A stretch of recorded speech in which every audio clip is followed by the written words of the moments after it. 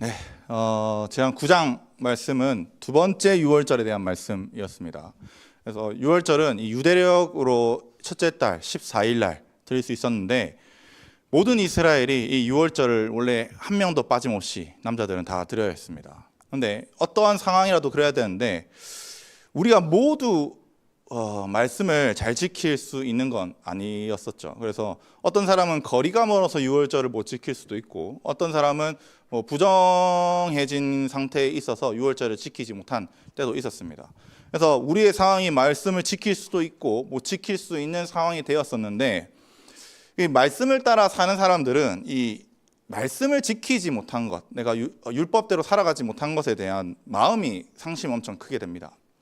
그래서 그 말씀을 지키지 못할 때 유월절을 지키지 못한 것에 대해서 애통한 자들이 모세 앞에 모여서 항의를 했습니다. 나는 유월절을 지키고 싶다. 그러니까 나도 유월절을 지킬 수 있도록 허락을 해달라고 한 거죠. 이렇게 하나님의 말씀을 경외하는 자들은 애통하며 말씀을 지키고 싶어 합니다. 이 애통함이 있을 때, 이런 경외함이 있을 때 하나님께서 두 번째 유월절을 베풀어 주셨습니다. 어떻게 되느냐? 둘째 달 14일 날 다시 한 번 더 유월절을 지키게 허락해 주셨습니다. 이 두 번째 유월절을 지킨 사람은 어떻게 반응하겠습니까? 어떻게 해서든 둘째 달에 있었던 두 번째 유월절을 지키기 위해서 자신을 계속해서 정결하게 하고 몸을 조심하게 할 것이며 하나님을 경외하는 마음이 크면 클수록 자신이 두 번째 유월절을 지키려고 노력했을 거고 그다음에 그 은혜로 말미암아 순종하고 나아갔을 겁니다. 이게 은혜 받은 자의 모습입니다.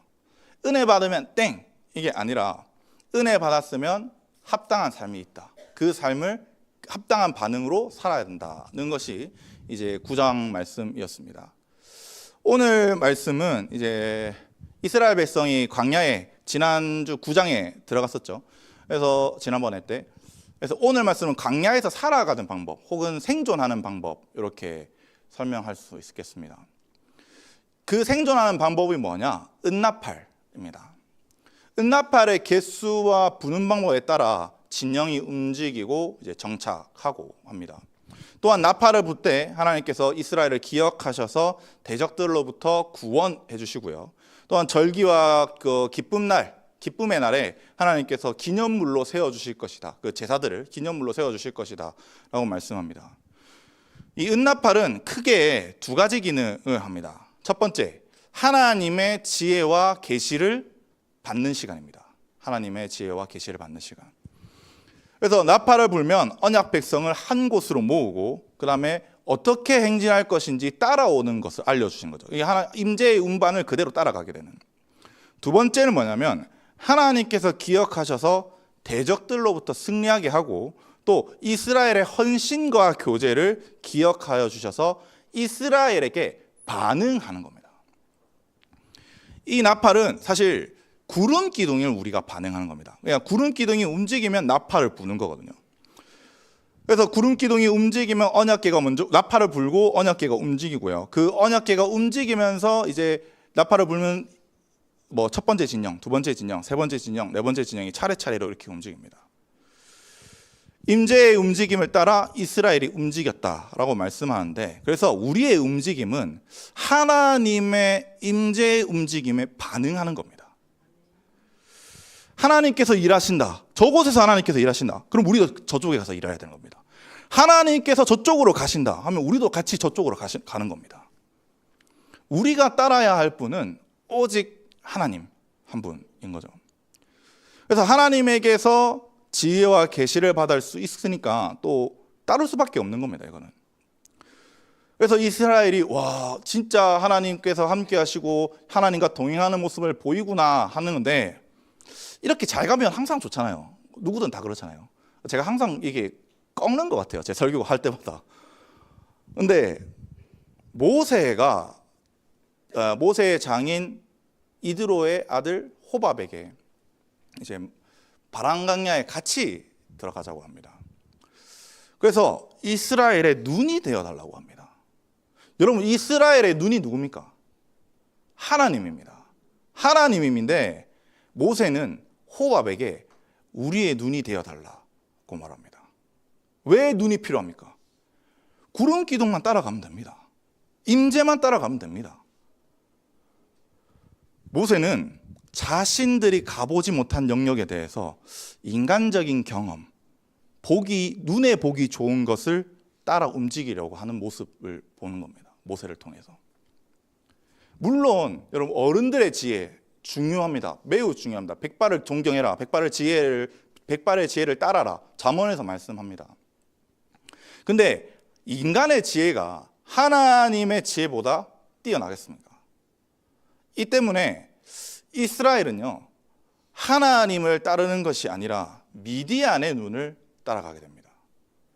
이 미디안의 눈을 따라가니까 오늘은 10장이잖아요. 11장부터 25장까지 출애굽기 1세대 이야기인데 1세대가 계속해서 이스라엘을 반역하고 죄를 짓고 이런 모습을 나타납니다. 하나님께서는 나팔과 구름 기둥이라는 완벽한 동행 방법을 알려주셨지만 내 눈에 보기 좋은 것, 내 눈에 더 확실한 것을 찾아 나섭니다. 이게 미디안이 이스라엘에게 그런 존재였던 겁니다. 그래서 우리가 뒤에서 살펴보겠지만 성경을 잘 보면 이스라엘이 미디안 혹은 겐족 속과 손을 잡을 때가 있습니다. 그러니까 이제 친하게 지낸다, 협동한다 이런 말 때 있습니다. 그럴 때마다 이스라엘은 악한 시대로 들어가게 됩니다. 왜? 미디안이 이스라엘의 눈이 되어서 미디안의 방법으로 살아가기 때문입니다. 오늘 저와 여러분들께서 내 눈에 좋아 보이는 것으로 살지 않기를 바랍니다. 오직 여호와께서 우리를 인도하시는 곳, 오직 하나님께서 가시는 곳, 오직 하나님께서 정착하시는 곳에 우리가 그 완벽한 방법을 의지하면서 살아가시기를 주님의 이름으로 간절히 바랍니다. 우리 1절 2절입니다. 함께 읽어보겠습니다. 시작. 여호와께서 모세에게 말씀하여 이르시되 중에 출발하게 할 것이니라. 아멘. 성경에서 나타나는 나팔은 크게 두 가지입니다. 첫 번째는 우리가 잘 주일마다 보는 그 쇼파르입니다. 이거는 일반적으로 양강나팔, 한국어로 번역하면 이제 양강나팔이라고 대부분 번역을 하는데 양의 뿔을 이제 잘라가지고 그걸 안에 파는 거죠. 이렇게 쭉쭉 파가지고 뿔 모양으로 이제 나팔 모양으로 불게 만드는 겁니다. 두 번째는 하초츠제라라고 해서 웃기죠. 하초츠제라 해서 2절에서 나타나는 것처럼 은이나 철로 재료를 해서 만드는 나팔입니다. 이거를 이제 뒤에 보면 두들겨 만드느라고 하잖아요. 이거는 망치로 고온의 온도로 높여서 금속을 높인 다음에 망치로 두들겨 가지고 나팔 모양을 만드는 걸 말합니다. 그 사진 한번 부탁드린 거였는데 나팔 보는 사진. 그래서 보면은 안 나올까요?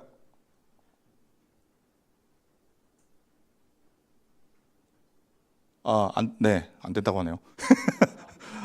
아무튼 그런 어떤 모양이냐면 요런 모양입니다. 이렇게 꽃갈 모양이 아니라 이게 살짝 주둥이가 꺾여 있는 꽃갈 모양입니다. 그래서 이렇게 꺾여 있는 뿔 모양으로 만들어지는데 이 성경에서 쇼파르랑 하초츠제라가는 사실 기능적 차이는 없습니다. 기능적으로 똑같은 기능을 하는데 구약 성경에서 쇼파르가 한 79번, 하초츠제라는 29번 요 정도 나옵니다. 그래서 어떤 사람들은 쇼파르가 성경에서 더 많이 나왔으니까 그게 더 귀한 거 아니냐, 성경에서는 빈도수가 중요한데 이러면서 하거든요. 근데 현대에서를 보면 쇼파르가 현대는 만들기 힘들잖아요. 이제 그런 기술자가 없으니까 잘. 그래서 그 귀한 공예품으로 여기지만 고대에는 금속이 귀했습니다. 고대에는. 그래서 금속이 귀했기 때문에 이 하초츠제라가 훨씬 더 귀한, 성경 시대는 훨씬 더 귀했던 겁니다. 그래서 그 대표적으로 예시가 이 하초츠제라는 부자나 네, 저겁니다. 성전에서만 쓰는 겁니다. 이렇게 요거 보이죠? 이렇게 이거는 좀 작은 사이즈인데 더 큽니다. 사실은 좀 더. 아무리 찾아봐도 없더라고요. 그래서 이 하초츠제라를 만들라고 하는데 은으로 만들려고 합니다. 이유가 뭐냐면 그것으로 해중을 소집하며 진영을 출발하게 하기 위해서라고 합니다. 저 찾아봤는데 그 금속에 따라서 이 하초츠제라는 소리가 달라집니다. 만약에 철로 만들었다면 철의 소리가 따로 있고 은으로 만들었다면 은의 소리가 따로 있는 겁니다. 그래서 3절부터 10절까지는 이 하초츠제라의 사용 방법을 설명하는데 3절을 보면 나팔을 2개 부는 상황, 이 첫 번째 나타납니다. 이 나팔을 2개 불면은 회중이 회막문 앞으로 모여야 하는 걸 말하는 거죠. 여기서 회중은 에다라고 하는데 에다는 모세오경이랑 여호수아서에서 주로 나타납니다. 시편은 나타나긴 하는데 주로 모세오경이랑 여호수아서에 나타나는데 이 에다는 문맥에 따라서 2가지를 나타냅니다. 첫 번째, 장로급 이상의 엄청 지위가 높은 사람. 두 번째는 20세 이상의 모든 남자들을 지칭할 때 이 에다를 씁니다. 근데 3절은 이제 20세 이상의 남자들 모두를 모을 때 사용하는 거고요. 4절 같은 경우에는 하나만 부는 상황인데 이때는 천부장만 오는 거죠. 이스라엘에서 여러분 천부대 1000명의 사람이 있는 거잖아요. 요거는 오늘날로 치면은 사단급입니다. 사단급. 그러니까 사단급, 그러니까 장군 이상 혹은 그 이상의 지도자를 소집할 때 부르는 거죠. 우리로 치면 사단이 2스타부터니까 2스타, 3스타, 이제 4스타 하고 국가 원수나 모세 같은 사람들 다 이렇게 모으는 거죠. 여기서 불단은 타카라는 단어인데 이 타카는 원래 관통하다는 뜻입니다. 어떤 거를 뚫다 이런 뜻인데 이 악기에서 사용되면 아주 길게 불릴 때입니다. 이스라엘이 200만 명이잖아요. 200만 명이 나팔 하나 가지고 어떻게 다 들리겠습니까? 어떻게 하냐? 길게 불어야 됩니다. 그래서 유다 진영에서 반대쪽인 이 서쪽 진영까지 다 들리게까지 하는 게 이 관통하다, 타카의 방식으로 부르는 거죠. 이렇게 3절과 4절은 회중과 지도자들을 모을 때 사용하는데 5절부터 7절 우리 한번 읽어볼까요? 5절부터 7절 한번 읽어보겠습니다. 시작. 너희가 그것을 크게 불 때는 동쪽 진영들이 행진할 것이며 두 번째로 크게 불 때에는 남쪽 진영들이 행진할 것이라. 떠나려 할 때에는 나팔 소리를 크게 불 것이며 또 회중을 모을 때에도 나팔을 불 것이나 소리를 크게 내지 말며 라고 말씀합니다. 두 번째 나팔 사용 방법입니다. 첫 번째는 타카, 길게 불고 해서 회중을 모으는 걸 이야기한다면 두 번째는 회중이 행진할 때를 쓰는 방법입니다.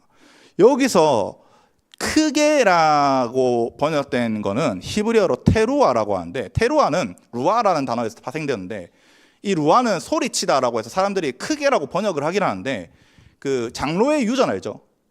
거기 미시나에서는 이 테루아를 스타카토로 9번 빠르게 부른 거 말합니다. 그래서 뿌뿌뿌뿌뿌뿌뿌뿌뿌 이렇게 부른 거. 이렇게 하는 거를 테루아 방식이라고 합니다. 이걸 그래서 크게라기보다는 이제 9번 스타카토로 빠르게 불러라 이렇게 할 수는 없으니까 그렇게 한 것 같은데 그래서 이 첫 번째 테루아로 불면은 유다 지파를 포함한 동쪽 진영이 출발하고 두 번째 테루아로 불면은 루벤 지파를 포함한 이 남쪽 진영이 출발하게 됩니다.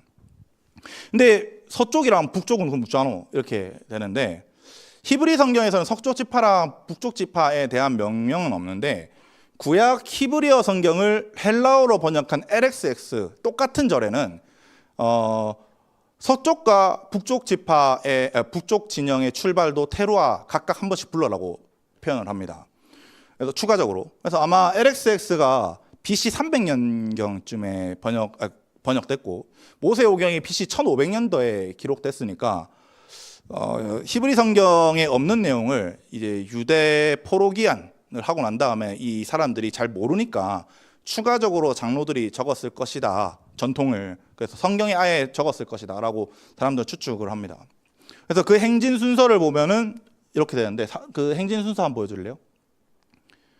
그래서 법궤가 먼저 출발합니다. 언약궤죠. 그 다음에 유다지파, 테루아를 불면 유다지파 이렇게 하고 그 다음에 게르손 무라리가 성막 부품 또 이제 테루아 방식을 불면 루벤 시몬 갓 지파가 가고 그 다음에 바로 이어서 고앗 지파가 성막 끼고 메노나나 떡상 이런 걸 이야기하는 겁니다. 요거를 같이 들고 가고 그 다음 세 번째 테루아를 불면 에브라임 에브라임 진영이 출발하고, 네 번째 테루아를 부르면 단, 아셀, 납달리, 그래서 북쪽 진영이 이렇게 출발하게 됩니다. 7절을 보면은 회중을 모을 때는 크게 불지 말라. 이 말은 뭐냐면 그 테루아 방식으로 부르지 말라는 겁니다. 아까 회중을 부를 때는 어떻게 불러야 된다 했습니까? 타카, 쭉 길게 불러야 되는데, 만약에 회중을 부르는데 행진하는 것처럼 불러버린다면 이 사람들이 혼돈이 오겠죠. 그래서 그거를 확실하게 명확하게 할 줄 알아야 된다라고 설명을 하는 겁니다. 그래서 8절을 보면은 이건 영원한 규례다, 율례다, 절대 바뀌지 않는다는 겁니다. 하나님 율례는 이제 하나님 문화라는 거거든요. 하나님 나라는 문화다. 그러니까 이거는 무조건 고정하고 이제 명령 바꿀 수 없는 것들이다. 이렇게 설명하는 겁니다. 그렇다면 왜 회중을 모으는 것과 행진하는 방법을 정해 주셨느냐가 중요하겠죠, 우리한테. 생각해 보면 여러분, 다른 방법이 더 쉬울 수 있습니다. 색이 있는 깃발을 사용한다면요. 저희 깃발 자주 하잖아요. 근데 제가 생각해도 이 소리로 하는 것보다 시각적으로 보는 이 나팔 소리, 요게 그 깃발이 훨씬 더 행진할 때 유리할 것 같습니다. 색깔마다 다 다르게 한다니까. 혹은 나팔보다 북이 헤르츠가 낮잖아요. 그래서 멀리 갑니다. 안 그래도 이번에 LWC 같이 이렇게 했는데 남자 방, 여자 방 이렇게 했었는데 남자 방에서 말하는 소리가 다 들렸대요. 여자 방 그 한 벽 하나를 넘어서. 그러니까 남자들이 저음이잖아요. 그런 것처럼 멀리 갑니다. 남자들의 음이, 그 저음이. 그렇게 하면 되는데 왜 하나님은 굳이 나팔일까라고 생각하는 거죠. 이 나팔 소리는 율례로 정하신 이유가 뭐냐면 하나님의 인재에 따라 움직이는 방법을 하나님이 정하신 겁니다. 하나님께서. 왜냐하면 진영은 우리 1장을 생각해보면 대겔이라고 깃발을 세워야 된다고 했습니다. 이게 뭐냐? 하나님께서 주시는 비전을 보아야 된다고 했거든요. 이미 이건 사용했습니다. 그 다음에 북도 이미 사용돼 있습니다. 그러면 유일하게 남은 건 나팔 소리인 겁니다. 그래서 이거를 나팔 소리를 하나님의 임재로 삼으신 거죠. 타카 방식으로 볼 때, 길게 볼 때 회중은 회막문 앞에 모입니다. 왜 성막이 회막이거든요? 여러분, 성막이라는 말이 훨씬 더 쉽습니다. 해막이 무슨 뜻인지 압니까? 해막이 오헬 모에드라고 해서 만남의 장소입니다. 만남의 장소, 만남의 텐트. 성막이라고 말하면 되는데 왜 만남의 장소일까? 누구랑 만나겠습니까? 하나님과 만나는 겁니다. 내가 불 때 하나님께서 모여라고 하는 겁니다. 왜 모으실까 하냐면, 여러분, 이스라엘은 200만 명이 넘습니다. 남녀노소 다 합치면. 지혜와 행정 기술이 없으면 200만 명 통솔하는 게 쉬울까요? 제가 청년부 담당하고 있는데 저 30년도 힘듭니다. 힘듭니다. 무지 힘듭니다. 200만 명, 제가 만약에 200만 명을 한다, 장로들을 아무리 세워도요, 뼈를 갈아야 될 겁니다. 지혜와 행정 기술이 없으면. 천부장급 지도자들, 남자들이 이렇게 불러 회막에 모이는 건 여러분, 하나님께서 임재하시는 성막 앞으로, 회막 앞으로 모이면 하나님 앞에 교제하면서 하나님의 지혜와 계시를 받기 때문입니다. 만남의 장소잖아요. 그러니까 이스라엘이 이 지도자층들이 하나님의 지혜를 받으니까 이스라엘을 다스리는데 문제가 없는 겁니다. 또한 9장을 보면 여러분, 이스라엘이 행진하는 방법은 구름 기둥을 따라 움직이는 겁니다. 구름 기둥이 아까 하나님의 임재를 나타내는 건데, 이스라엘이 행진하기 앞서 구름 기둥이 먼저 나갑니다. 구름 기둥이 먼저. 그때 구름 기둥에 반응해서 이스라엘이 움직이는 겁니다. 하나님께서 이스라엘의 가장 앞에서 이스라엘이 정착할 곳, 이스라엘에 필요한 것을 예비하십니다. 그래서 이스라엘의 나팔은 하나님의 임재에 따라 반응하는 겁니다. 반응. 하나님이 저기 가네? 우리도 저기 가지. 하나님이 모이라고 하네? 우리도 모여야지. 하면서 모이면 하나님께서 지혜를 주시구나. 따라가면 우리에게 필요한 걸 미리 다 예비해 주시구나. 그것을 알며 가는 겁니다. 임재에 올바르게 반응할 때 하나님이 선하신 걸 주십니다. 임재가 저기 있다. 저기 있다. 어쩌라고? 그러면서 다른 데 간다. 여러분, 선한 것을 받을 수 있겠습니까? 아무리 하나님 인재가 저기 있다라고 했는데 아무리 외쳐도 반응하지 않는다면요, 임재는 나와 아무 상관이 없습니다. 우리는 여러분 임재에 대해서 올바르게 반응할 줄 알아야 됩니다. 임재에 올바르게 반응할 때 하나님의 지혜가 여러분 삶 가운데 풀어질 것이며 하나님의 능력이 여러분의 삶 가운데 풀어질 겁니다. 그리고 하나님의 임재에 제대로 반응해서 따라갔을 때 하나님의 예비하심을 누릴 수 있는 겁니다. 이 나팔의 또 다른 기능은 9절부터 10절에 나타나는데 우리 한번 같이 읽어보겠습니다. 9절 10절입니다. 시작. 또 너희 땅에서 너희가 자기를 압박하는 대적을 치러 갈 때에는 나팔을 크게 불지니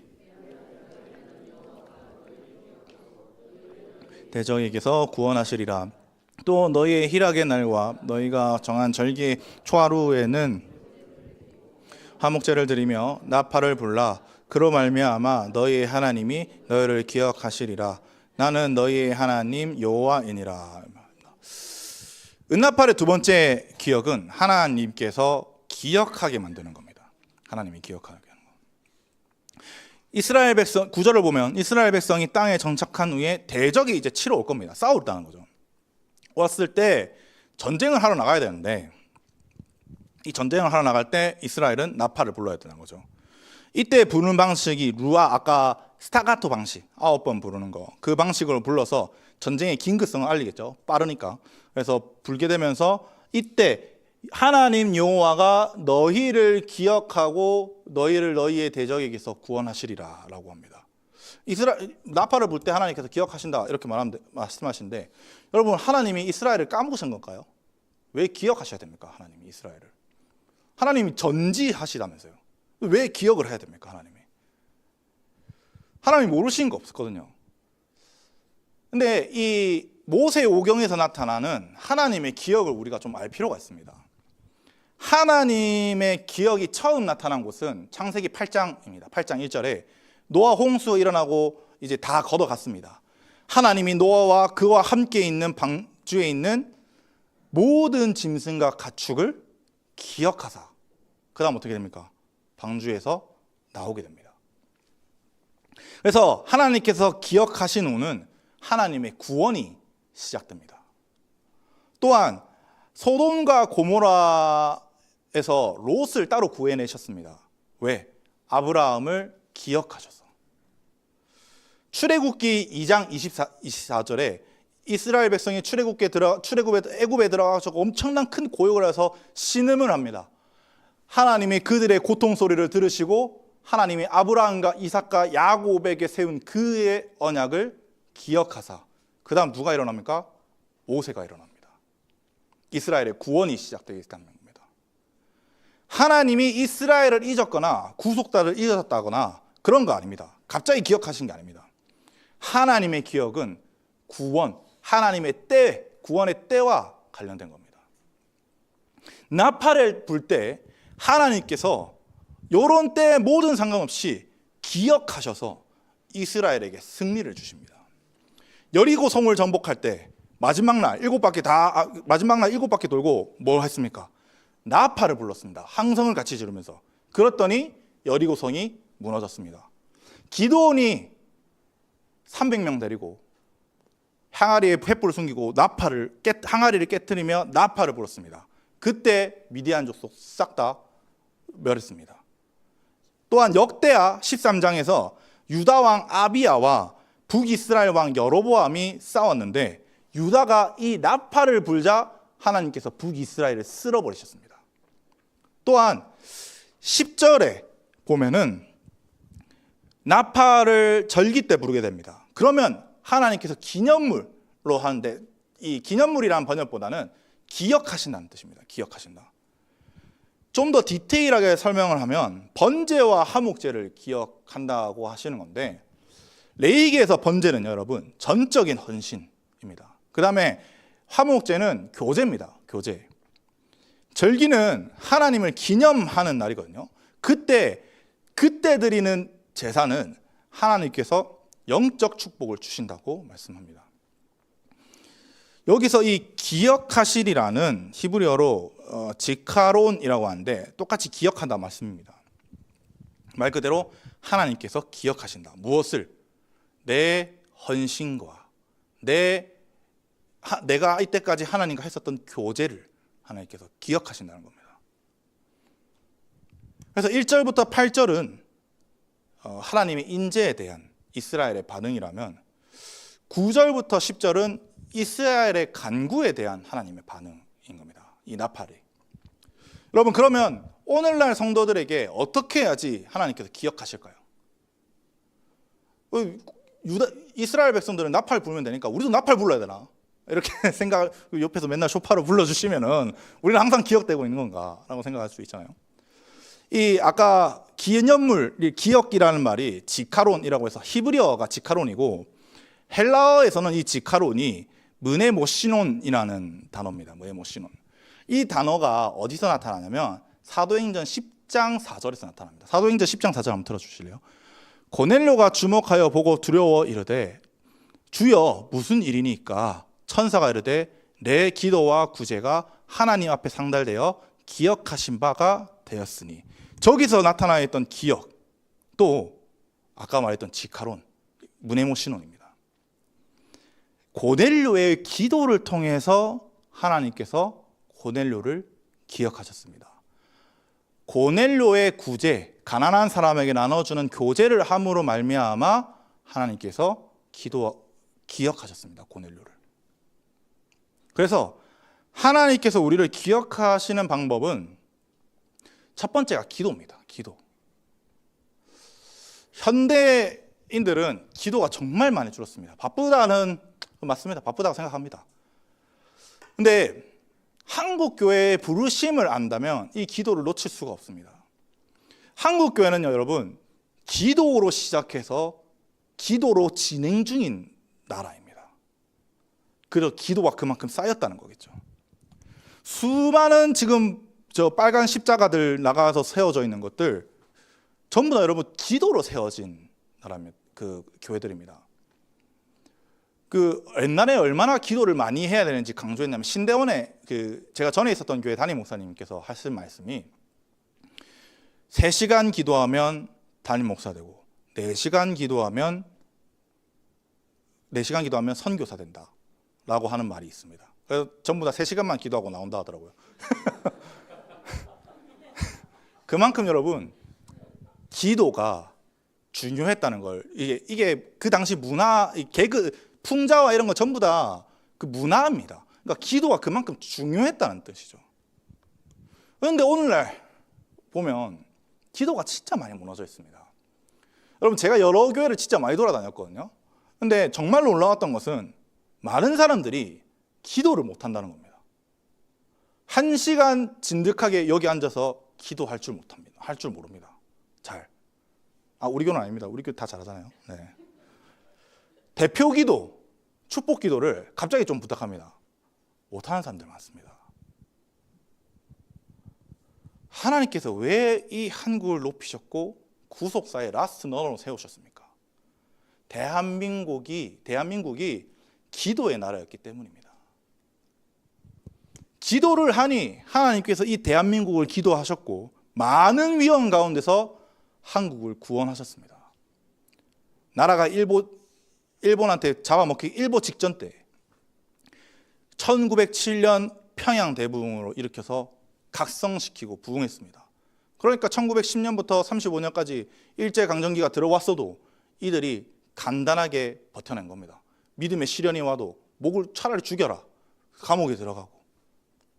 6.25 전쟁이 일어났을 때 남한이 부산까지 왔잖아요. 망하기 일보 직전이었습니다. 그때 목회자분들이 싹 다 부산 초량교회에 모여가지고 회개 기도부터 시작했습니다. 우리의 그 신사참배를 허용했던 것과 이 모든 것을 용서해 주십시오라는 이 회개 기도가 있음으로 말미암아 영적 부흥과 성장이 일어났습니다. 그다음 경제적 성장이 일어났습니다. 밤새도록 쉬지 않는 기도 때문에 하나님께서 이 나라를 기억해 주시고 주목해 주셨습니다. 여러분들께서 하나님께 이렇게 기억되시길 바랍니다. 기도의 끈을 놓지 않는 자들이 되시길 바랍니다. 이스라엘이 이처럼 나팔의 신호를 받고 난 후에 이스라엘 백성은 3장에서 나타난 이 행진 순서, 아까 우리 봤잖아요.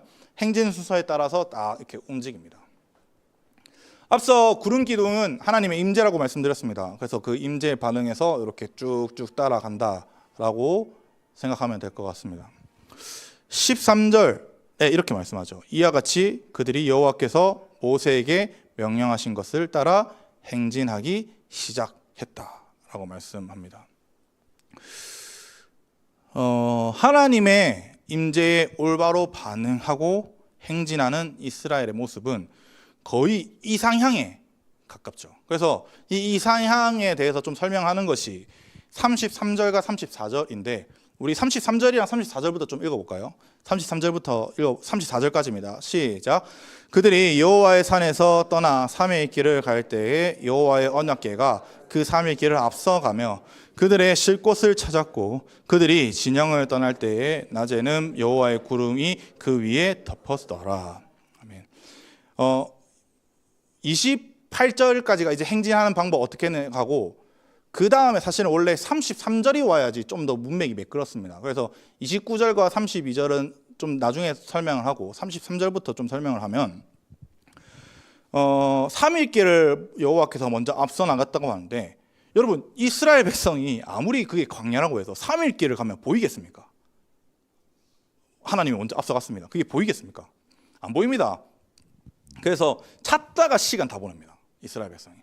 이 번역이 그렇게 번역을 했는데 이 히브리 좀 직역으로 하면은 같이 좀 3일길을 먼저 같이 동행했다 뭐 이런 의미입니다. 그리고 출애굽기 모세 오경에서 3일길은 만해수입니다. 만해수. 생각해 보면 이스라엘 백성이 시내산까지 3일 만에 갔다 왔거든요. 시내산까지. 그게 뭐 아라비아 시내 강야냐 아니면 시내 강야에 있는 시내산이냐 이런 걸 다 제쳐두고요. 3일 만에 못 갑니다. 3일 만에 절대 못 갑니다. 근데 왜 3일이라고 표현했냐면 그만큼 하나님께서 같이 완전하게 동행해 주셨다는 걸 표현해서 3일길이라고 표현하는 겁니다.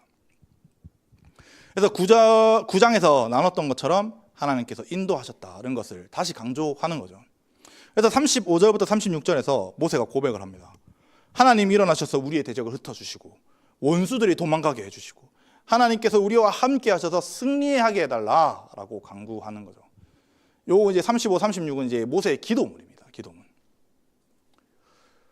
이렇게 임재를 누리고 살아가면 이상향적으로 살아가서 너무 행복할 것 같은데 사람이 뭔가 죄인이니까 그러겠죠. 뭔가 계속 안 따라갑니다. 안 따라가. 모세도 이스라엘도 이 이상향을 끝까지 끌고 가지 못하는데 그 이유가 29절부터 32절에 나타납니다. 우리 29절부터 32절 함께 읽어보겠습니다. 시작. 모세가 모세의 장인 미디안의 사람 르우엘의 아들 호밥에게 이르되 여호와께서 주마하신 곳으로 우리가 행진하나니 우리와 동행하자. 그리하면 선대하리라. 여호와께서 이스라엘에게 복을 내리리라 하셨느니라. 호밥이 그에게 이르되 나는 가지 아니하고 내 고향 내 친족에게로 가리라. 모세가 이르되 청하건대 우리를 떠나지 마소서. 당신은 우리가 강야에서 어떻게 진칠지를 아나니 우리와 동행하면 여호와께서 우리에게 복을 내리시는 대로 우리도 당신에게 헤아리리다. 아멘. 29절부터 32절은 좀 사파처럼 들어가 있는 겁니다. 다른 이야기인데 갑자기 이 꼽살이 읽힌 거죠. 꼽살이 무슨 말인지 알죠? 네. 그 들어간 겁니다. 바람강야로 들어가기 전에 모세는 자신의 장인 이드로의 아들 호밥에게 함께 하기를 부탁하면 여기 논쟁이 있습니다. 이 사람 이드로다 아니다 호밥이라는 존재가 따로 있다 이런 논쟁이 있는데 그건 중요한 게 아닙니다. 이 문맥에서 모세가 이드로의 딸 십보라 결혼했잖아요. 그러니까 사실 호밥으로 가면 처남입니다. 처남. 요 성경 문자 그대로 표현하면 이 호밥은 원어로 사랑받는 자 혹은 친구, 보호받는 자 이런 뜻입니다. 그래서 호밥은 사실 여기서밖에 정체가 나타나지 않기 때문에 호밥의 정체를 파악하는 건 거의 불가능하고요. 근데 모세가 여호와께서 주마하신 곳으로 우리가 행진한다라고 표현하는데, 이 주마하다가 히브리어로 직역하면 내가 너희에게 주겠다고 한 그 장소를 의미합니다. 그래서 가나안 땅을 말하죠.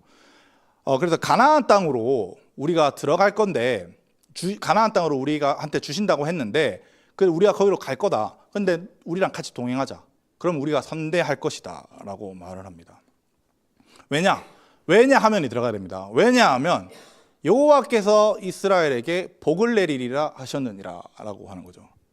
그래서 네가 우리와 동행하면 나도 너한테 선대하겠다라고 하는데, 이 29절에 나타나는 선대하리다, 그리고 복은 히브리어로 토브입니다. 토브.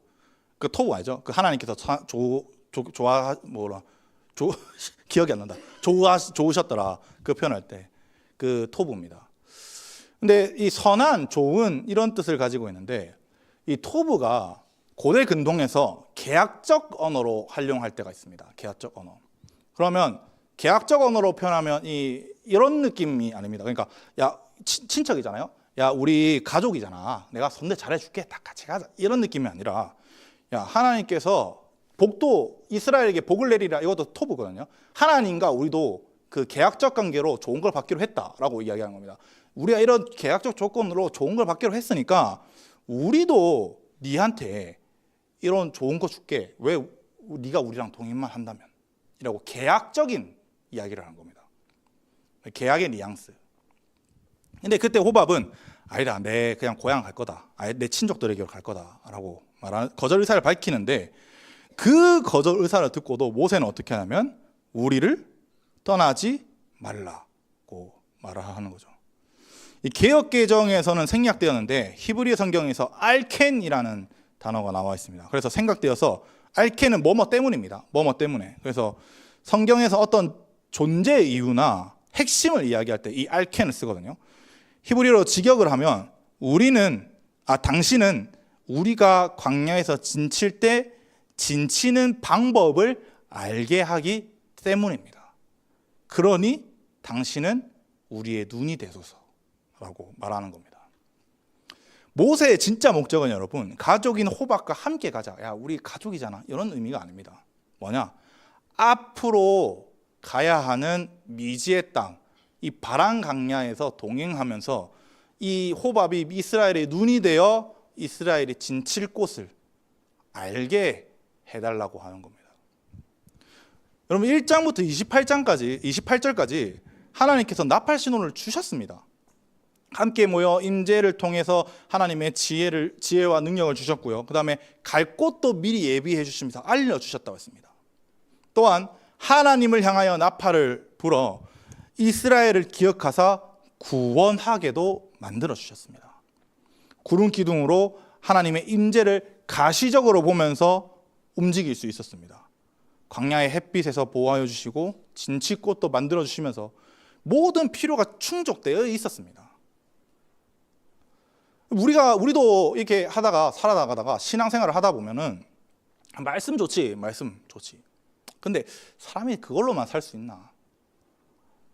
떡과 포도주도 필요하지 하면서 혹시 모르니까 다른 방법도 한번 알아보자 하는 게 지금 모세의 태도인 겁니다. 우리는 모세하면 다 위대한 지도자 뭐 이렇게 생각하지만 아닙니다. 모세는 엄청 안 좋은 점도 많이 표현되어 있습니다. 근데 방금 이런 태도를 100% 말씀을 의지한다라고 말할 수 있습니까? 그럴 수 없습니다. 요거는 뭔가 믿음이 좋은 척, 아니면 말씀을 의지하는 척, 뭐 실수로 이럴 수도 있고, 실제로는 하나님이 아닌 내가 신뢰할 수 있는 좋은 보험을 찾고 믿는 겁니다. 모세에게 좋은 보험은 미디안 사람 호밥의 눈인 겁니다.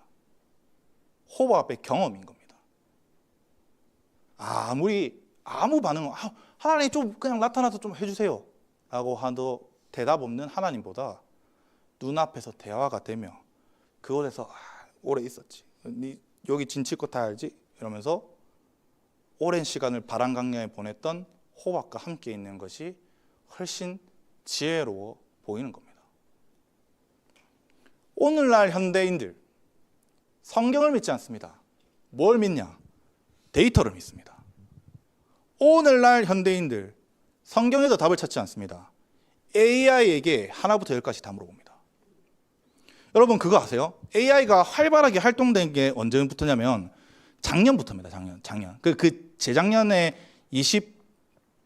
24년 그때부터 막 등장하면서 막 뭐 이제 했잖아요. 24년 3년부터 3년 4년 그때 한국 교회 여러분들은 이렇게 은사 사랑하시니까 근데 기성교회에 음성 듣기라는 프로그램이 하나씩 생길 때였습니다. 근데 요즘 사람들 문제 있으면 뭐에 물어보는 줄 압니까? 다 AI입니다. 챗GPT야 내가 이러이러한데 이러이러 가르쳐줘. 나 맛집 가고 싶은데 여기 근방에 있는 맛집 다 리스트 뽑아줘. 이러고 있습니다 지금. 그러니까 음성 듣기가 풀리려고 할 때 하나님이랑 교제가 풀리려고 할 때 뭔가 다른 게 끼어 들어온 겁니다. 이게 영적인 흐름을 읽을 줄 알아야 됩니다 우리는. 또한 성경이 아니라 사람의 말에 휘둘려서 움직입니다. 성경이 아니라 사회 현상을 보고 따라갑니다. 내 눈에 부족해 보이니까 내 눈에 보기 좋아 보이는 것들을 더 찾아갑니다. 호밥의 눈을 가진 이스라엘은 11장부터 반역과 악을 계속 반복하고요. 결과적으로 40년의 광야 생활을 하게 됩니다. 여러분 민수기 13장 14장에서 가장 많이 나오는 단어가 두 개가 있습니다. 하나 보다, 눈으로 보는 거 말하고요. 두 번째 정탐하다. 정탐하다가 사실 보는 겁니다. 똑같은 말입니다. 민수기 13장 32절 33절 들어줄래요? 민수기 13장 32절부터 33절 보면은 제가 읽어볼게요. 이스라엘 자손 앞에 그 정탐한 땅을 악평하여 이르되 우리가 두루 다니며 정탐한 땅은 그 거주민을 삼키는 땅이요 거기서 본 모든 백성은 신장이 장대한 자들이며 넘겨볼까요? 거기서 네피림의 후손 아낙 짝손의 거인들을 보았나니 우리는 스스로 보기에도 메뚜기 같으니 그들이 보기에도 그와 같았을 것이니라 라고 말합니다. 여러분 아낙 짝손 클 수 있습니다. 길 지나가다가 막 2m 사람 볼 수 있으면 와 이래 되잖아요. 저도 키가 큰 편인데 2m 보면 크거든요. 근데 여러분 네피림 후손은 있을 수 없습니다. 왠지 압니까? 노아 홍수 때 이미 다 죽었습니다. 노아 홍수 때 살아남은 사람 몇 명입니까? 노아와 노아 아들 3명과 그 처 셋과 노아 아내 8명입니다. 네피림 후손 살아남았습니까? 안 살아남았습니다. 얘들 뭐 하는 거냐면 미디안의 눈으로 보면서 거짓말하는 겁니다. 지금. 왜? 들어가서 전쟁하기 무서우니까. 호밥의 눈으로 보니까 이길 수 없는 겁니다. 여러분. 앞서 호밥의 이름을 사랑받는 자라고 했습니다. 근데 호밥이란 이런 사랑받는 자라는 것은 대상이 있어야 됩니다. 누가 사랑해야 되는 거잖아요. 그래서 신명이 보통 신의 이름이 보통 나와야 되거든요. 고대 근동에서는. 대표적으로 여디디아면 뭡니까? 여호와께 사랑받는 자라는 뜻이잖아요. 그래서 이처럼 여호와에 대한 신앙 고백이 있는 것처럼 호밥에 이름도 있어야 합니다. 신의 이름이. 근데 호밥에는 신의 이름이 나타나지 않습니다. 그래서 누구에 대한 신앙 고백인지 나타나지 않는데 민수기 25장을 보면 이스라엘이 발람의 깨에 빠져 바알볼에게 바알을 심었을 때 민수기 25장 6절은 이렇게 말합니다. 민수기 25장 6절 틀어줄래요? 이스라엘 자손의 온 회중이 회막문에서 올 때에 이스라엘 자손 한 사람이 모세와 온 회중 눈앞에 미디안의 한 여인을 데리고 그의 형제에게로 온지라. 이거 바알신 섬긴다고 같이 성관계한다 이야기거든요. 결국에.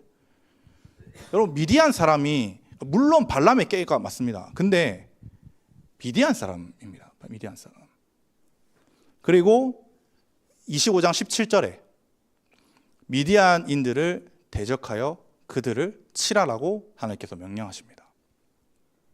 호밥이 누구에게 사랑을 받느냐? 민수기는 바알이라고 말합니다. 바알에게 사랑받는 자, 호밥. 그리고 아까 25장이었죠. 거기 미디안 여자, 아까 시몬 지파장이랑 이제 미디안 여자가 성관계하는 건데, 그 미디안 여자의 이름이 고스비라고 합니다. 고스비. 고스비는 히브리어로 이제 매혹적인 여자라는 뜻도 되는데, 속이는 자, 꾀하는 자라는 이름이 동음이의어입니다. 같은 뜻이 있습니다. 같은 단어 안에 이런 같은 뜻이, 이 두 개의 뜻이 같이 들어가 있습니다. 같은 단어, 한 단어 안에. 그리고 이 고스비는 미디안 백성의 수르에 따라였더라. 얘도 바알인 겁니다. 결국에. 그때 당시 무조건 바알이거든요. 호밥은 미디안 제사장 이드로의 아들입니다. 미디안이 바알을 섬깁니다, 여러분. 제사장이라는 말은 바알 사람이라는 겁니다. 바알 신을 섬기고 있는 사람. 고스비 당연히 바알 믿고 있는 사람이죠.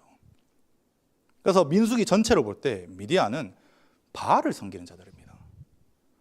그래서 31장, 민수기 31장에 보면 하나님께서 미디안을 이스라엘 자손의 원수를 미디안에게 갚아라. 그러니까 이거 원한을 갚아라고 표현하는 거거든요. 정확하게 말하면. 미디안이 여러분 이스라엘이 40년 광야 생활을 하게 한 장본인입니다.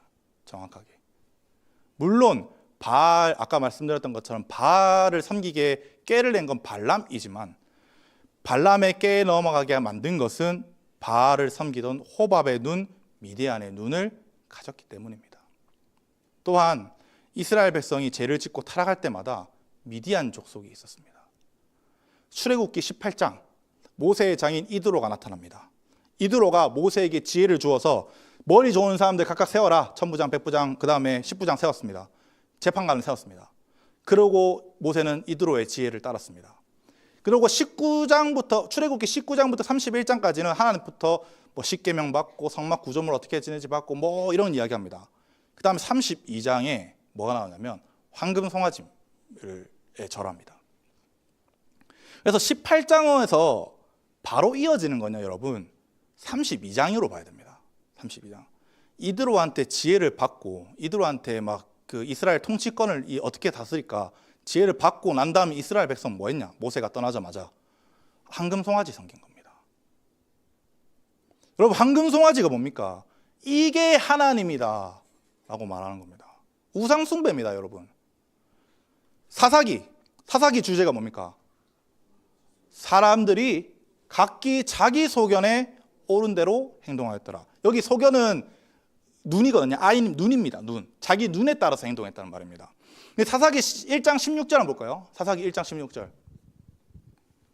한번 읽어보겠습니다. 시작. 모세의 장인은 겐 사람이라 그의 자손이 유다 자손과 함께 종려나무 성읍에서 올라가서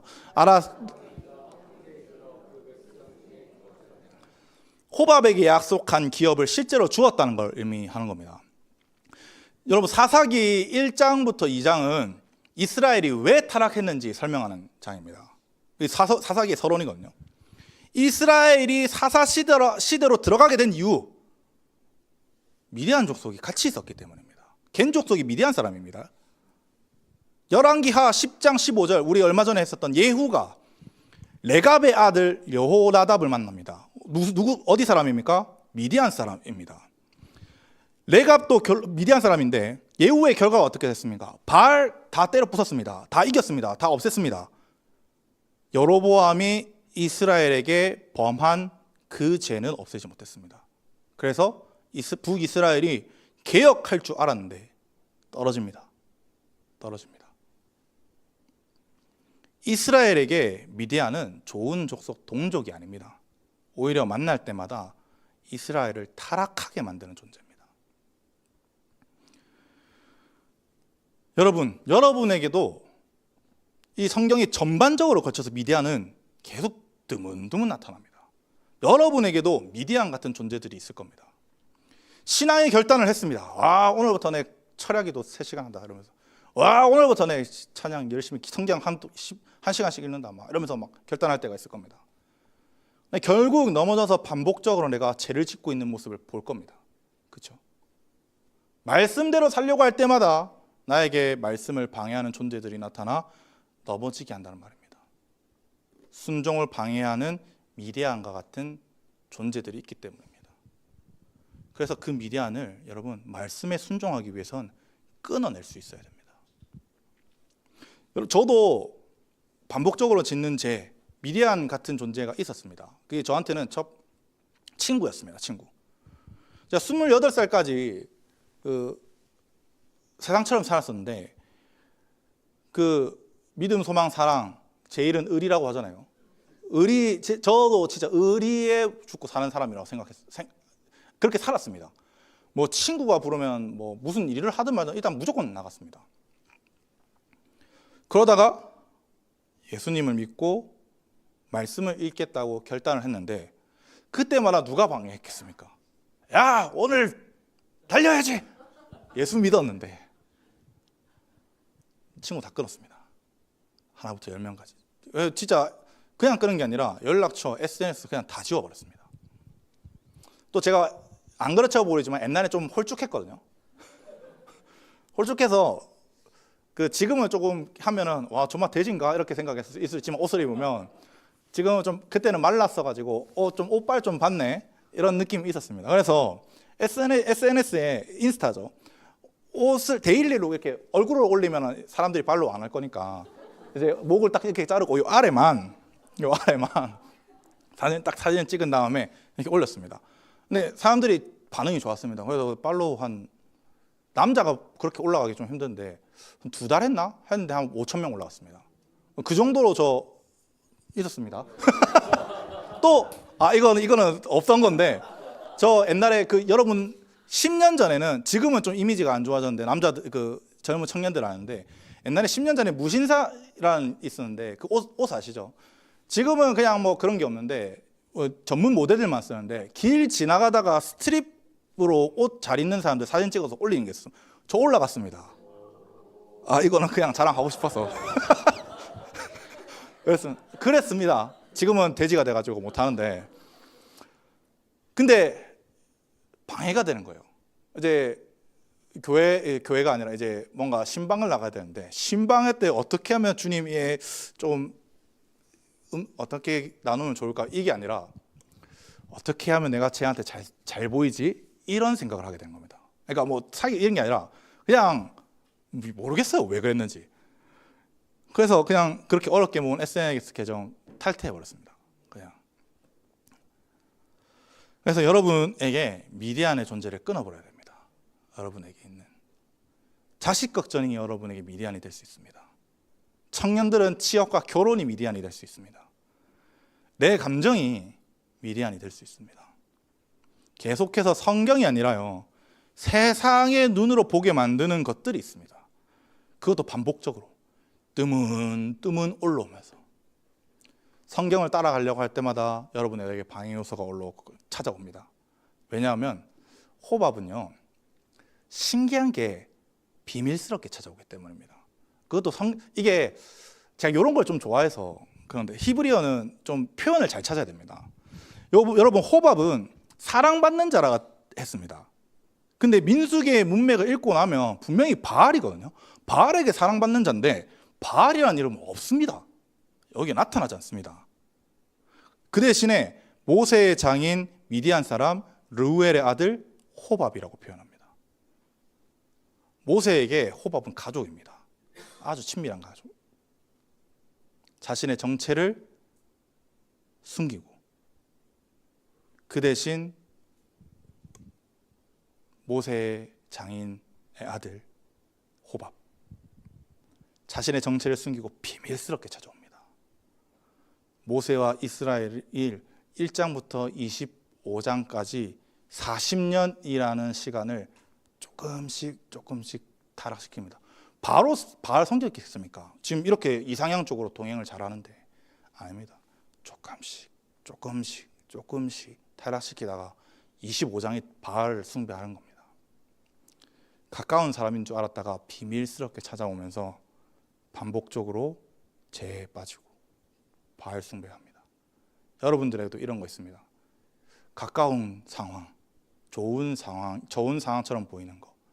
혹은 가까운 이제 지인들, 친척 이런 사람들이 다가와서 여러분들에게 미디안과 같은 존재가 되는 겁니다. 고린도후서 11장 14절에 보면 이렇게 말합니다. 이것은 이상한 일이 아니니라. 사탄도 자기를 광명의 천사로 가장하니라. 여러분, 사단은 자기가 나쁜 놈이라고 말하면서 나타나지 않습니다. 나는 천사다라고 하면서 나타납니다.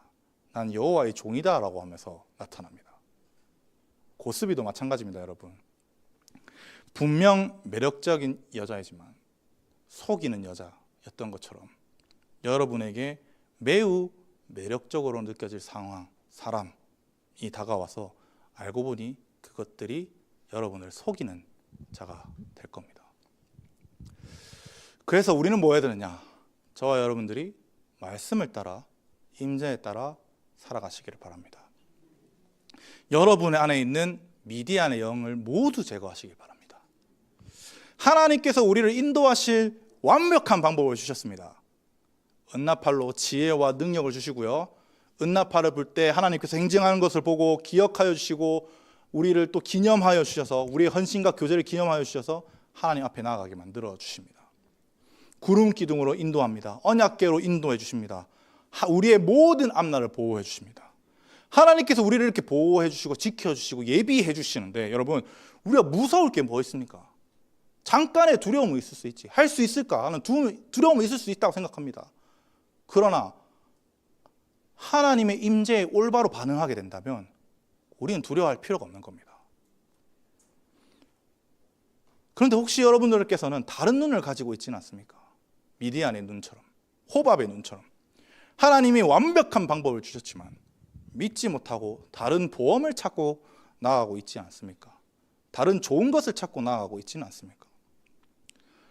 혹은 내가 말씀을 따르는데 계속해서 방해하는 것들은 일어나지 않습니까? 우리는 이 일에 항상 경계하며 살아가야 됩니다. 왜냐하면 호밥은 아까 말했던 것처럼 미디안은 비밀스럽게 친근하게 자신을 가장해서 나타나기 때문입니다. 제가 아까 29절부터 32절이 삽입됐다고 좀 말했습니다. 28절부터 33절로 바로 가야 되는데 내용적으로.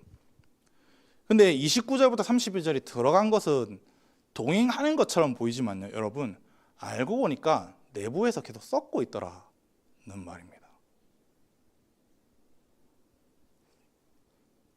나는 하나님이랑 잘하고 있는 것 같았는데 끝에 가보니까 아니네. 왜 내가 바알을 섬기고 있지?